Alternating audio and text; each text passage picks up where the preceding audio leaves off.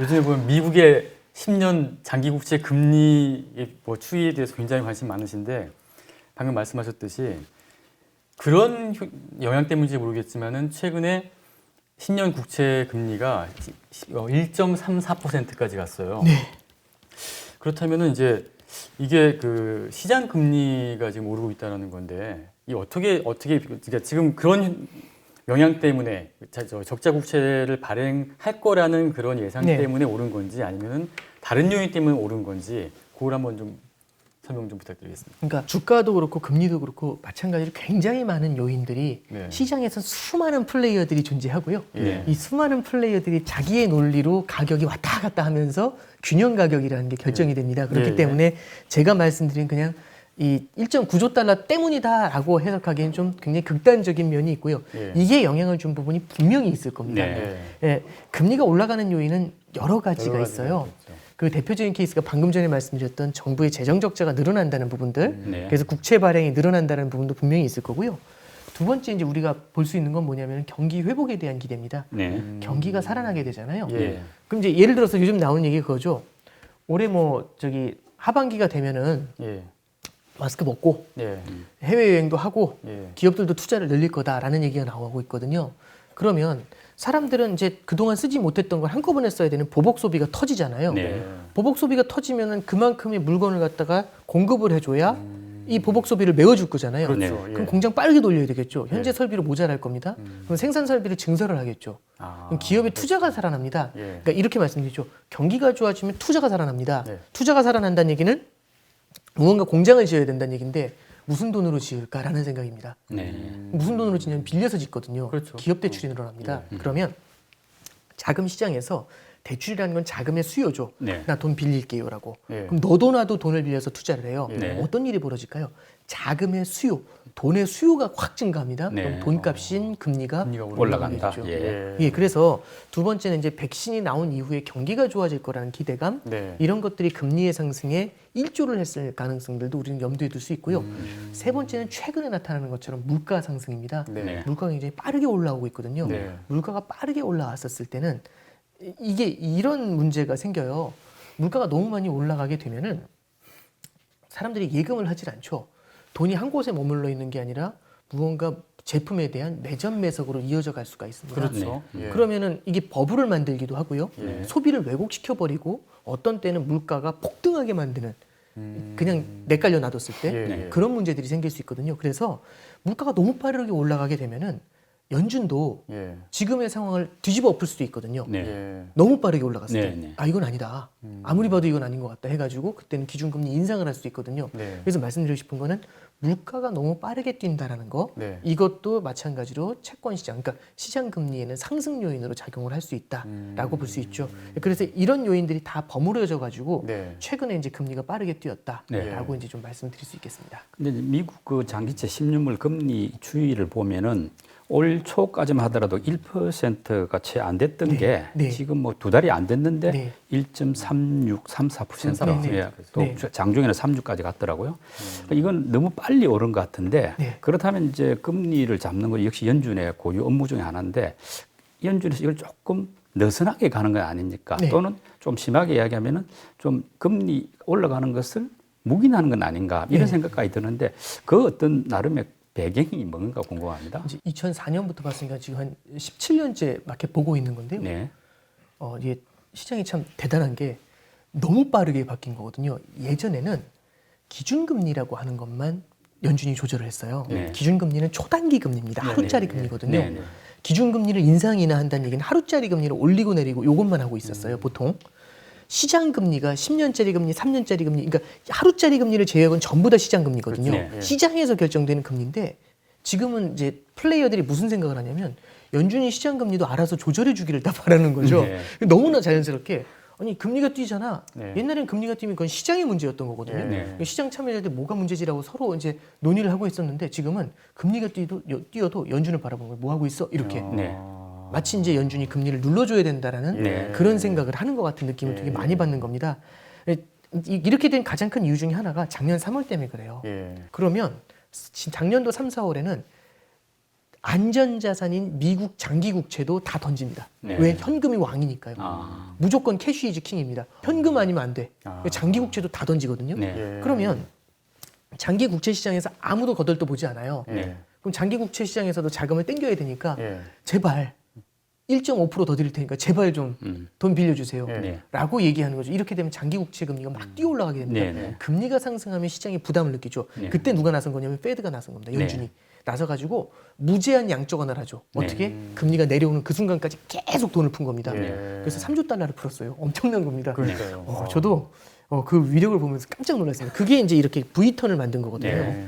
이제 충격적인 그런 스토리긴 한데 그 다음에 이제 시장에서는 뭘 생각한 거냐면 할 수 있네. 할 수 있네. 연준이 저것도 하네. 어.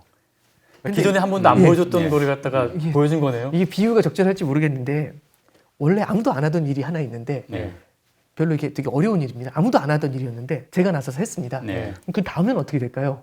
다른 사람이 하는 게 아니라 이제 그렇죠. 이제 그거 네 일이잖아요. 이제 이렇게 되는 해주길 기대하죠. 이게 예. 비유가 되는 제대로 된 건지는 모르겠습니다만 예. 애매하긴 합니다만 이제 그런 케이스가 이제 펼쳐질 수도 있는 거죠. 그래서 시장에서는 연준이 금리가 올라오는 것도 눌러주기를 바랍니다. 네. 그러니까 기준 금리를 올리지 않는 게 아니라 예. 시장 금리가 올라오는 것도 알아서 눌러줘야지라고 네. 얘기하는 건데 연준은 그거하고는 조금은 좀 다른 생각을 하고 있는 것 같아요. 실제 작년에는 계속 눌러주고 있었거든요. 네. 근데 금리가 계속 올라오니까 작년도 11월, 12월에 뭐라고 하냐면 금리 눌러줘야지라고 얘기를 하죠. 근데 네. 금리 눌러줘야지라고 얘기 안 하고요. 뭐라고 하냐면 국채 시장에 돈을 더 뿌려줘야지, 장기 국채를 더 사줘야지라고 네. 얘기하고 그걸 돌려 말하면 양적 완화를 늘려야지. 네. 장기 국채를 더 사서 돈을 더 넣어줘야 그래야 금리가 내려오지 않겠어라고 한 겁니다.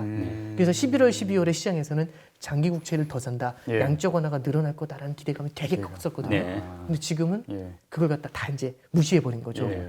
그러니까 이제 시장이 이제 이런 느낌을 받는 겁니다. 그러면 결국은 이제 지금 그 시장 금리가 올라가면 실질 금리도 올라가게 되잖아요. 네. 근데 지금 그런 상황도 지금까지도 그 연준에서는 그냥 이렇게 가만 보고 있겠다 그렇게 보면 될까요? 이제 실질 금리까지 가면 되게 복잡하긴 합니다만 조금만 더 들어가 볼게요. 네. 그러니까 실질 금리라는 거는 우리가 만나는 금리는 명목 금리입니다. 그렇죠. 그래서 이제 은행에 가서 정기예금을 한다고 하죠. 정기예금 금리가 5%랍니다. 깜짝 놀라죠. 이렇게 많이 주나? 근데 물가가 10%씩 뛰어요. 그러면 정기예금 한번 봐보죠. 마이너스 5%입니다. 그렇죠. 예. 예, 그래서 명목 금리에서 그 물가를 빼면은 예. 이게 실질 금리가 됩니다. 그렇죠. 그래서 예. 5%에서 10%를 빼니까 마이너스 5%가 마이너스 되죠. 그러면 이런 얘기가 되는 거죠. 실질 금리가 실제로는 물가를 감안해서 금리를 생각하시면 예. 마이너스 5%예요. 예. 그럼 예금의 의미가 없죠. 네. 그래서 투자를 하세요라고 흘러가는 로직이 나오는 겁니다. 그러네. 예, 근데 이제 지금 말씀드리고 싶은 거는 요즘 보면은 작년에는 경기가 좋아진다라는 생각이 드니까 물가가 올라갈 거라는 기대가 되게 컸어요. 예. 물가 사이드가 올라가는데 금리가 보통 따라 올라가거든요. 물가가 올라가면 금리도 따라 올라가요.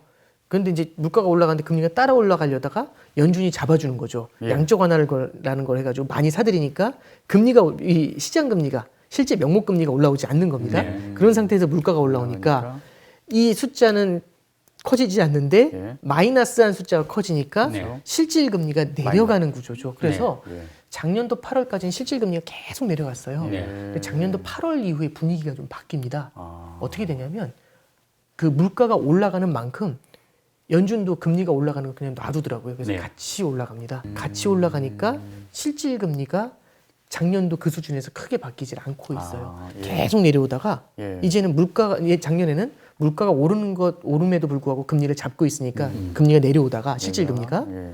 지금은 이 물가가 올라가는 것만큼 명목 금리 같이 올라가니까. 놓아주니까 예. 이게 옆으로 기더라고요. 네. 지금 그림이 그렇게 됩니다. 예.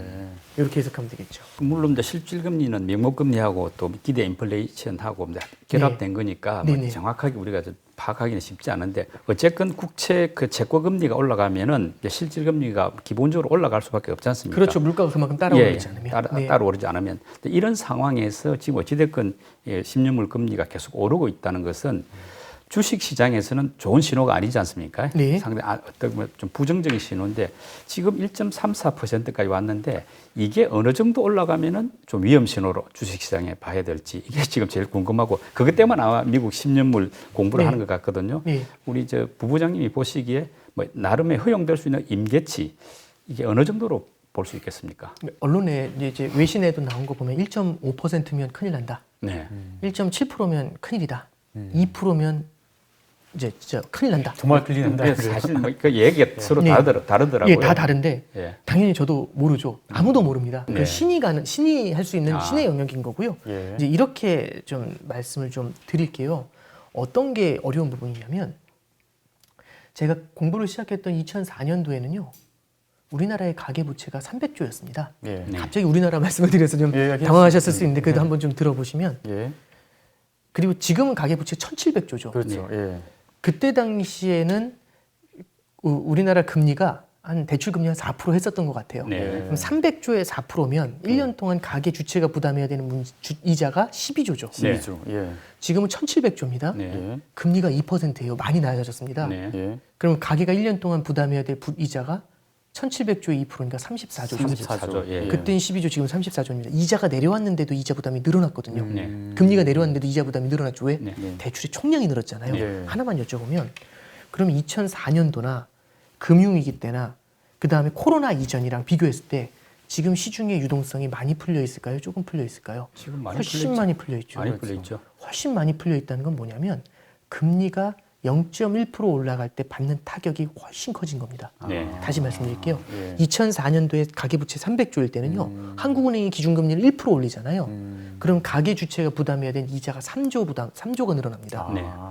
지금은요. 1,700조잖아요. 네. 한국은행이 1% 기준금리를 올리면 가계 이자 부담이 17조가 늘어납니다. 예. 그러면 똑같은 1% 인상인데 과거와 비교하기는 어렵죠. 예. 그렇죠. 지금이 훨씬 파괴력이 큰 겁니다. 예. 그러니까요. 예. 예. 그러면 지금 보면은 과거하고 비교도 안 될 정도로 전 세계 부채가 많이 늘어나 있습니다. 예. 네. 그럼 금리가 올라가는 게 예전보다 더 비중 있게 바라봐야 되겠죠. 네. 그렇겠는데요. 예, 그래서 옛날보다 금리가 낮아서 괜찮다라는 건 아닙니다. 예. 지금 2004년보다 금리 내려왔잖아요. 네. 4%에서 2%로 예. 반토막 났는데 네. 이자 부담이 크죠. 예. 옛날에 금리 1% 상승하고 지금하고는 비교가 안 됩니다. 네. 그래서 첫 번째는 금융경제의 규모가 너무 커졌다. 네. 유동성이 커졌다는 건 그만큼 금리에 대한 의존도가 높아졌다. 네. 라고 생각하시면 돼요. 그래서 연준도 테이퍼링이나 금리 인상이 되게 두려운 겁니다. 네.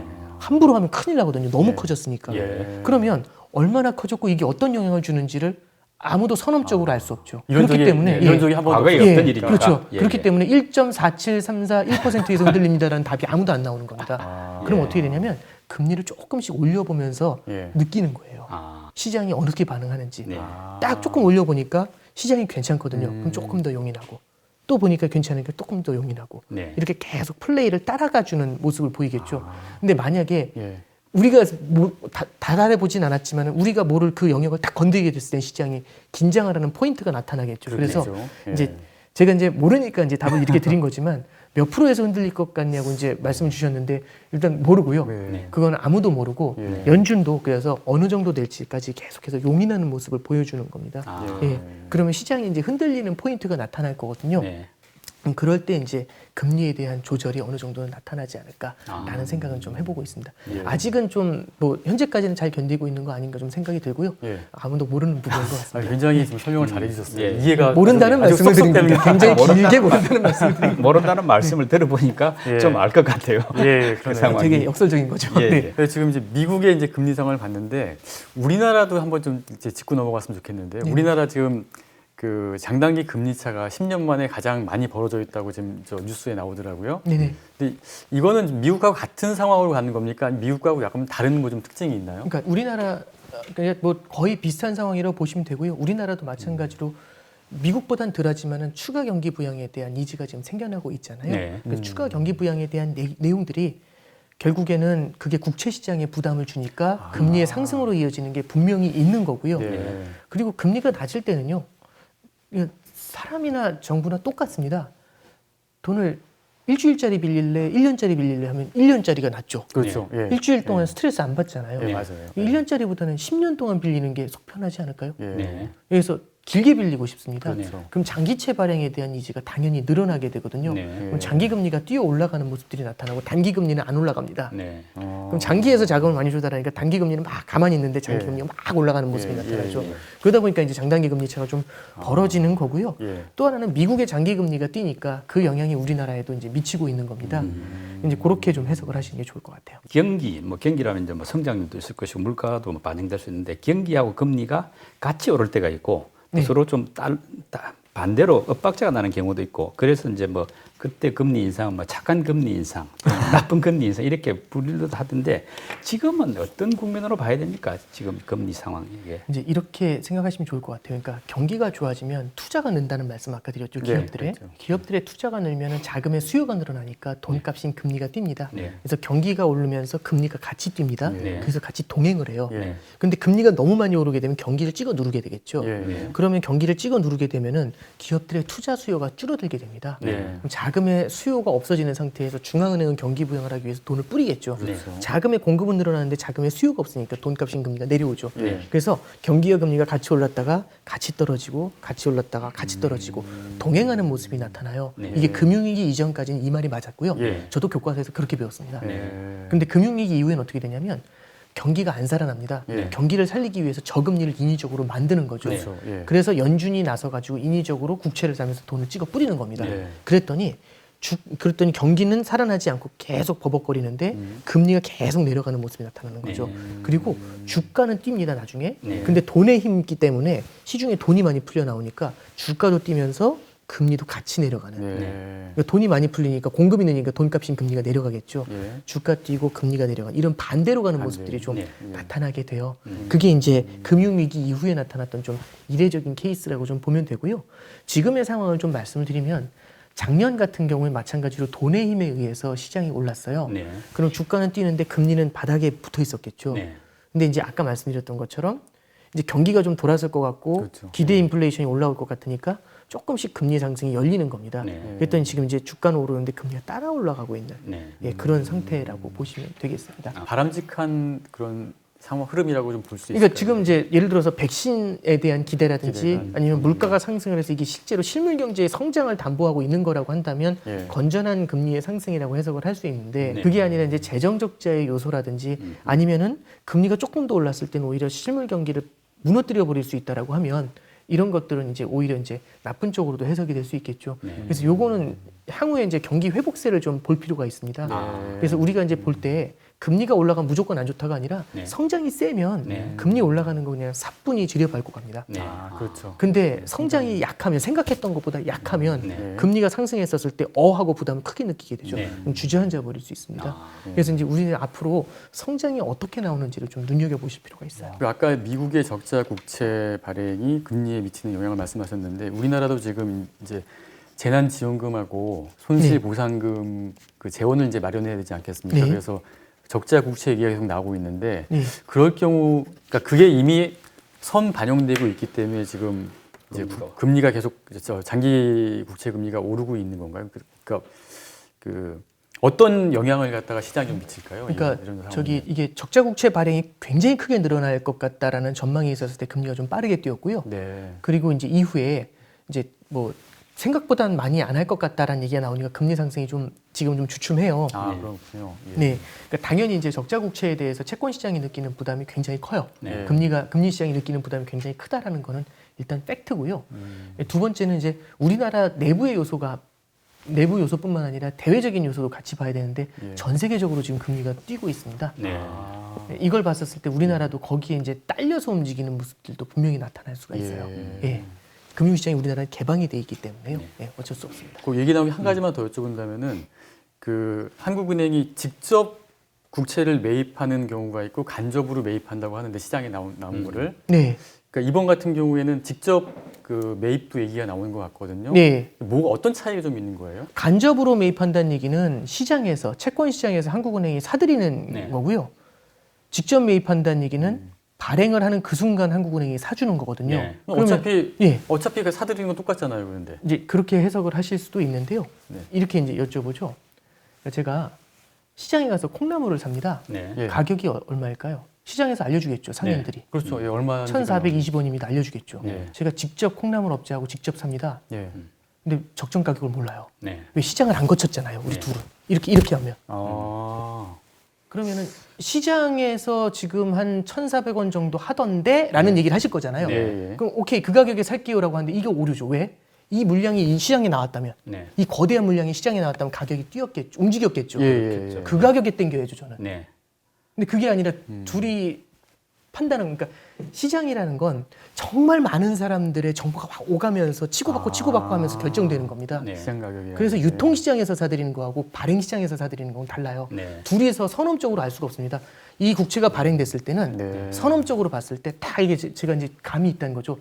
1731원 20전이면 될 것 같아요. 이렇게 얘기할 수 있는 사람은 이 세상에 존재하지 않습니다. 그런데 문제는 이제 직접 국채 발행 문제 네. 관련해 가지고 뉴스에 보면 이제 미국이나 일본 같은 말하면 기축통화국에서는 직접 발행해도 그 충격이 좀 덜한데 우리나라 같은 경우는 그 말하자면 직접 발행한 걸 바로 사줄 때 그 충격이 좀 더 클 수 있다. 뭐 이런 이야기를 하지 않습니까? 네, 네. 그건 왜 그런지 한번 설명해 주시면 이게 좋겠네요. 국채의 화폐화라는 문제인 건데요. 네. 그냥 어렵게 말씀드리지 않고 이제 이런 거죠. 제가 A라는 친구한테 돈을 빌려줬습니다. 네.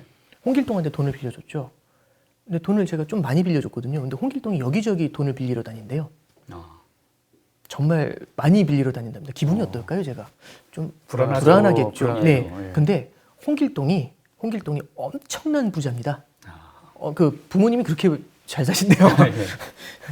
그랬더니 이제 제가 이제 여기서 이제 말씀 나누면 홍길동 때문에 힘들어서 잠이 안 와요. 그랬더니 이제 말씀하시는 거죠. 아이고 걱정 마시라고.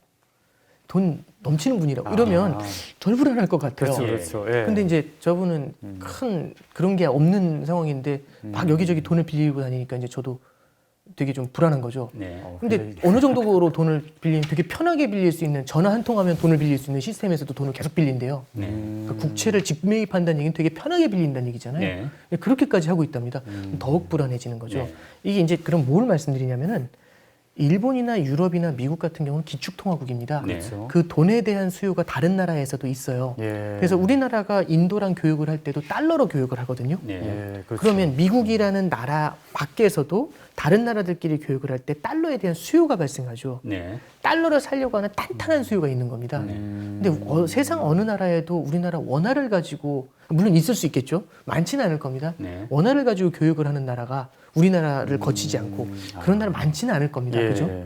우리나라 원화가 국제 통화가 아닙니다. 예. 네. 그런 상태에서 이머징 국가가 막 돈을 뿌리게 되면은 네. 이런 것들은 이제 통화 가치의 급락으로 이어질 수가 있는 거죠. 네. 예, 그래서 우리가 이제 경계해야 되는 게 우리나라가 마음껏 돈을 뿌려도 된다.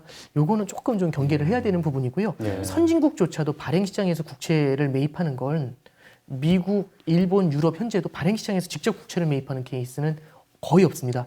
참고로 말씀드리면 제가 기억하기에는 이제 2차 대전 대공황 직후에 네. 1930년대 초중반 정도에 그때 일본이 발행시장에서 국채를 매입한 적이 있어요. 일본이요? 예. 아, 예. 근데 전쟁 때문에 이제 예, 전쟁 전시 자금을- 채권이나 이런 예. 것들을 사들이기 위해서 아. 그때 당시 이제 통화 가치를 하락시키기 위해서 엔화 가치를 네. 그래서 한 적이 있지. 좀 다른 이야기긴 아, 한데 네네. 요즘에 이제 비트코인이 아 예. 그 가격이 뭐 엄청나게 올라가지고 지금 우리나라 돈으로 6,400만 원, 500만 원까지 이제 올랐지 않습니까? 네. 달러로도 뭐니까 57,000달러대까지 올랐던데 이렇게 갑자기 급행증한 뭐 어떤 배경이나 이유가 뭔가요? 이제 그런 것 같아요. 그러니까 제가 코인 전문가도 아니다 보니까 근데 이상하게 저한테 이 질문 되게 많이 하시더라고요. 예. 코인 전문가가 아니다 보니까 제가 정확한 답을 드리고 있는 건지는 잘 모르겠습니다. 근데 다만 제가 바라봤을 땐 이런 부분들을 좀 고려해 보셔야 되지 않냐라는 건데요. 이게 저는 비트코인 뭐 화폐로서 인정을 받고 있는 그런 것보다는 대체 자산으로서 인정을 좀 많이 받고 있는 거 아닌가라는 생각이 듭니다. 이게 뭐냐면 예를 들어서 그런 거죠. 뭐 JP 모간이 뭐 홍길동 코인, 뭐 이런 길동 코인, 뭐 이런 게 이제 이런 걸 투자하고 있다. 네. 엄청난 비중으로. 네. 그러면 사람들이 바라봤을 때 시각이 어떨까요? 길동 코인. 그러면 어휴. 이건 좀 이상하죠. 네. 이런 건 함부로 투자하면 안 되잖아요. 예. 알려지지 않은 건 어느 정도 공신력, 자산으로서의 공신력이 있는 게 아니면 네. 어느 정도 트랙이 있고 변동성도 좀 어느 정도 갖춰져 있고 이런 것들을 좀 그 정보가 있는 게 아니면은 함부로 큰 기관들이 투자를 못 하잖아요. 예. 근데 비트코인이 나온 게 2009년이고요. 예. 네. 그런 다음에 지금 상당 기간 이제 오랫동안 거래가 되어 왔어요. 그렇죠. 예. 그러면서 이제 최근에도 이제 이런 큰 기관들이 하나씩 둘씩 사들이는 겁니다. 네. 그러면 사들이고 가격이 뛰죠. 네. 그런 것만으로도 어떤 느낌을 받냐면 얘가 그래도 어느 정도는 공신력 있는 기관 아닐까? JP 모건이 비트코인을 갖고 있다라고 하면 많이 올랐겠네. 이런 생각을 갖게 되잖아요. 네. 그러면 어떤 일이 벌어지냐면 지금은 기관들이 전체적으로 공신력 있는 그런 큰 기관들이 비트코인을 안 담아놨을 거란 얘기죠. 예. 네. 근데 길동코인이라고 아까 말씀드렸는데 길동코인도 한 10년 지나서 보니까 엄청 괜찮은 거죠. 자산으로서 드디어 인정을 받은 겁니다. 그러면 네. 이제 이걸 담으려고 하는 사람들이 늘어나겠죠. 네.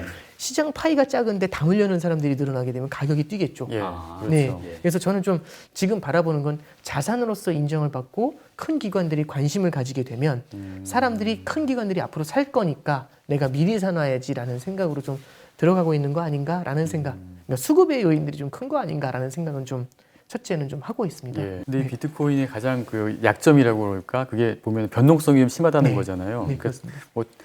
그 머스크 같은 경우에는 뭐 테슬라 살 때 비트코인으로 살 수 있겠다고 했지만은 당장 지금 사면은 1비트코인으로 샀어요, 제가. 네. 6,500만 원 정도 해서. 근데 한 열흘 후에 이게 4천만 원으로 떨어졌어요. 네. 그러면 차이가 워낙 크다 보니까 그게 과연 신뢰할 수 있는 그 화폐로서 기능을 할 수 있을까? 그게 좀 우려스럽거든요. 저는 비트코인 가격이 떨어질 거라고 생각이 되면 제가 갖고 있는데 네. 그럼 빨리 물건을 사야죠. 빨리 물건을 사야죠. 예. 10분이 아깝죠. 왜냐면 10분 후에도 어떻게 떨어질지 모르니까 변동성이 네. 워낙 크면요. 반대로 비트코인 가격이 올라갈 거라고 생각을 하면 이게 또 물건을 빨리- 절대 사면 안 됩니다. 네. 이게 뭘 말씀드리냐면 어떻게 보면 인플레와 디플레이 원리하고도 되게 비슷해요. 네. 화폐 가치가 올라갈 것 같잖아요. 예. 디플레이션이 올 것 같으면 사람들은 소비를 안 합니다. 음. 그게 디플레이션이 늪이죠. 네. 화폐 가치가 떨어질 것 같으면 사람들은 빨리 소비를 하죠. 그렇죠. 예. 인플레이션 원리죠. 그래서 인플레이션과 디플레이션이 하루에도 이렇게 움직이면 예. 이게 과연 죄송합니다. 이 경제 운영에서 상당히 좀 어려움이 생길 수 있지 않을까라는 생각이 좀 이 비트코인이 지금 우리 이제 뭐 화폐 이야기로 들어가 보면 이제 뭐 원래 금은과 같은 실물 화폐가 있고 뭐 달러나 우리 같으면 종이 화폐도 있고 또 요즘에는 이제 뭐 중국 같은 데서 CBDC라고 중앙은행이 발행한 디지털 화폐도 있고 뭐 여러 가지 다양하게 나오는 것 같은데 이 비트코인이나 뭐 이더리움 같은 이런 부분은 과연 어떤 화폐로 봐야 되는지 이게 궁금하거든요. 비트코인 자체에서도 암호화폐 자체에서도 그 얘기를 해요. 뭐냐면 우리는 민간의 화폐다라고. 그러니까 민주적인 화폐다. 뭐 이제 이런 얘기를 하거든요. 네.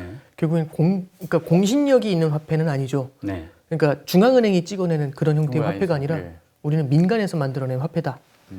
라고 얘기를 합니다. 그게 제일 큰 결정적인 차이점이고요. 네. 민간에서 만들어낸 화폐다 보니까 뒤집어 말하면 어떤 부분도 있냐면 중앙은행이 사들이지 않죠. 금은 중앙은행이 삽니다. 네, 그렇죠. 네. 예.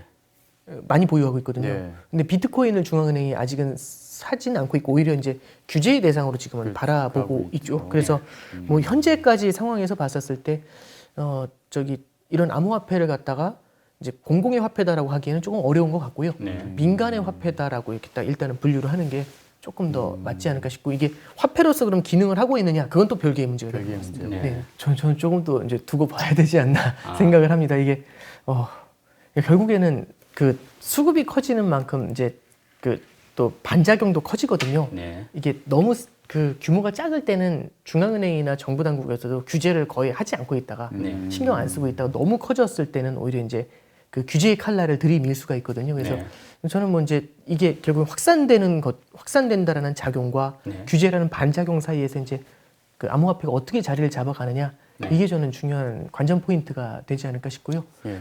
예, 코인 전문가가 아니다 보니까 네, 저이 알겠습니다. 정도 예, 정도 예, 말씀이 예. 좀 어려운 것 같습니다. 알겠습니다. 네. 그 오늘 오건영 부부장님 그 명쾌한 설명 잘 들었는데요. 이 글로벌 시장의 이제 전반적인 흐름 잘 정리가 되셨을 것 같습니다. 오늘 출연해주신 오건영 부부장님 감사드립니다. 감사합니다. 고맙습니다. 네.